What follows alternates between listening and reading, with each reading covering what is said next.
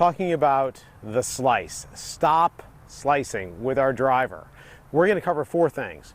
2 of the things we're going to cover are going to be from this down the line view, and that's going to be swing path and alignment.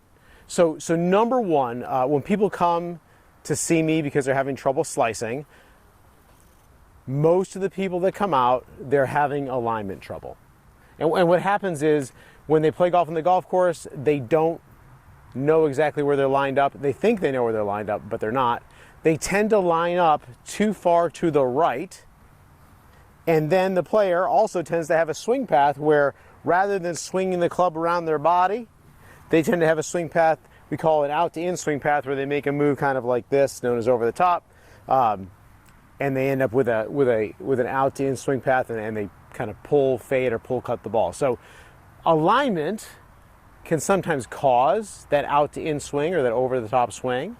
Or sometimes somebody who swings out to in chooses to line up too far to the right to try to pull the ball to the target. And of course, just to make this game even harder, the more you line up to the right and swing to the left, the worse the ball goes off to the right on you. So go figure. So first thing we're going to do is every time that we hit a shot in practice, we're going to know where we're lined up. And so I've got an alignment stick on the ground right here. And what I'm going to do first, I'm going to hit 2 balls actually. And the first ball, I'm going to show you an improper swing path. And this is something that you can look for. You can go ahead and record your swing and record it right down the target line and see if your club is swinging from outside the target line or is the club coming from inside the target line. So let's see what these swings look like, okay? So I'm going to go ahead and make a swing here. I'm going to purposely slice this ball, and my club head, when you see this, it's going to be swinging from outside the target line and cutting across this ball. And in a lot of cases, my ball will start left of the target line and slice back to the right. So we're going to do this intentional slice.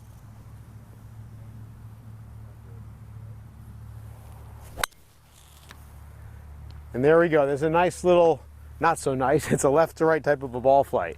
And we're going to take a look at that in slow motion. You're going to see that club coming from outside the target line.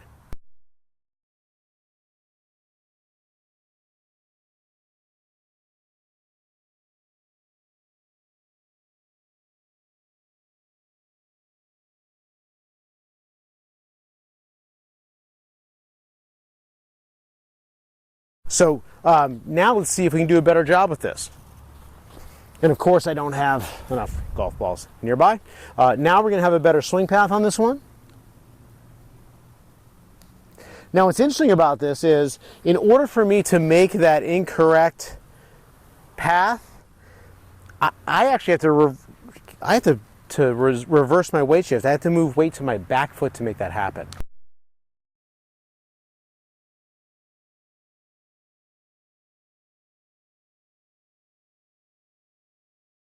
Now what I'm going to do is I'm going to make sure I move to my front side, and I'm going to turn through and let that club swing from the inside a little bit better, okay?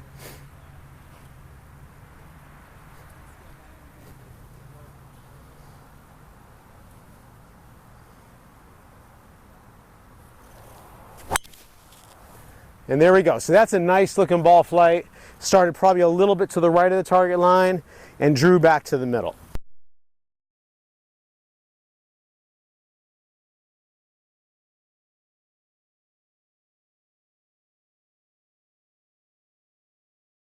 Okay, so now what we're going to do is we're going to move the camera over and we're going to take a look at a couple other factors that we see a lot of people doing wrong when slicing. When we put our top hand on the club, or our left hand for a right-handed golfer, we want to have that hand rotated a little bit so that this V between my thumb and my hand here, that V points at my right shoulder. And what that does, that helps me get a natural rotation, help me close the club face. Okay, so, and by the way, on your right hand, we want that other V to basically point at your chin. Another way to say it would be the palm of my hand is matching up with the club face. All right, so I'm going to move back here to my ball I have set up. And so I'm going to have a good grip on this now. That's what our weak grip would look like. I look down, I see no knuckles on my left hand. This V is going straight up at my chin here. I'm going to rotate that left hand so that V goes at my back shoulder. Okay, Then my right hand, I have my palm matching up with the club face. Next thing is ball position. When we have people who slice, oftentimes their ball position is too far forward in their stance, and if they make a good swing, they catch the ball as the club is traveling to the left. Okay, so we don't want the ball to be so far forward that we have to have a ton of movement going towards the target. This is something you can play around with a little bit, but it's a great thing to do is put a couple sticks on the ground, one for alignment, one for ball position, so you can get a sense of where that ball position is.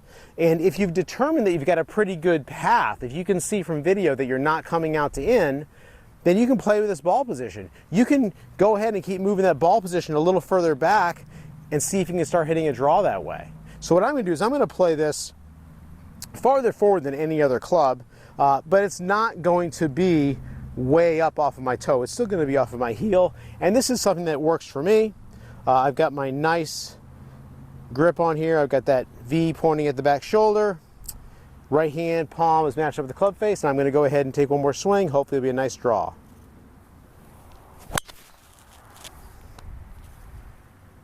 Little right to left ball flight. So 4 things you want to check if you're slicing.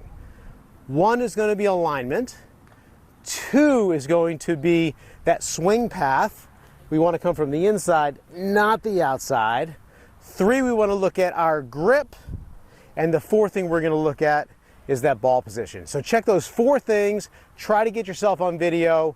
The swing path issue might be something that if you're having that out to in problem, that over the top problem, you may have to get with somebody. It'd probably be worth getting with a professional to help you with that. I hope this helped you out a lot. So now you understand why you're slicing and you can do something about it. I hope you liked this video. If it was helpful to you, go ahead and hit that little thumbs up button for a like. Also, you can go ahead and subscribe to this channel so next time we do a video, you'll be notified by email.